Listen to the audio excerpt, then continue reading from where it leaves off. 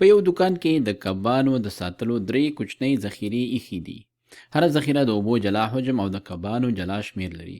دلته ښودلي A ذخیره 15 کبان لري، 40 لیتره حجم لري د اوبو.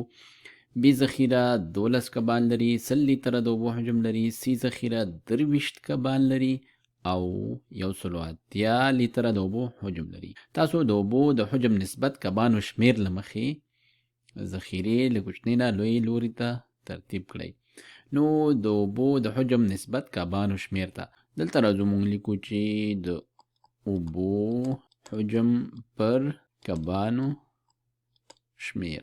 نو دلته راځو د A ذخیرې دپاره مونږ سره 40 لیتره اوبه دي، نو لیکو چې 40 لیتره تقسیم پر 100 کبانو. نو دا مساوي کیږي له 100 سره 15 40 کې څو ځلې شامل دي؟ 8 ځلې. 15 پاتو کې 40 کېږي، دا شو 8 لیتر پر کب.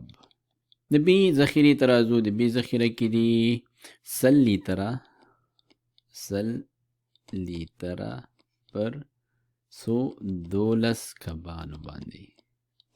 دا به مساوي شي 12 په 100 کې څو ځلې شامل دي؟ 8 ځلې. 4 پاتې کېږي، نو 4 چې په 12 ویشو دا موږ د ځواب راکوي 1/3 برخه. دا شو 8 او 1/3 برخه لیتر پر کب. او پای کې د C ذخیره ده، دې کې دي څومره؟ 180 لیتره پر څومره کبانو؟ پر 23 کبانو باندې. 23 دلته به کبان ولیکو، 23 کبانو. نو راځو دا مونږه دلته د دې ویش تر سره کوو. 180 تقسیم 23 دا به څو ورته رسیږي؟ راځو په 2 کې ګورو. 2 په 3 کې 21 یو 2 حاصل، 2 په 2 کې 14 او 2 16. نو دلته ځواب پاتې شو. راځو دا له دې څخه منفي کوو. 0 نه 1 نه ځي، یو به دې نه ورته ورکو، دا به شي 10. 10 نه چې یو لاړ شي 9 پاتې شو، او 8 نه چې 6 لاړ شي ځواب پاتې کېږي. دلته 9 پاتې دي، 9 نه چې 6 لاړ شي 1 پاتې کېږي.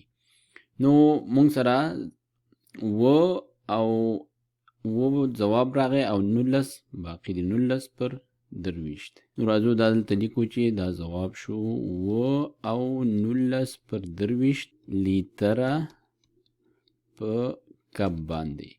نو دا مونږ ته 3 واړه ځوابونه پلاس راغله. مونږ ته وایي چې د دې ترتیب سره رقم کوي لږ کوچني نه لوی ته.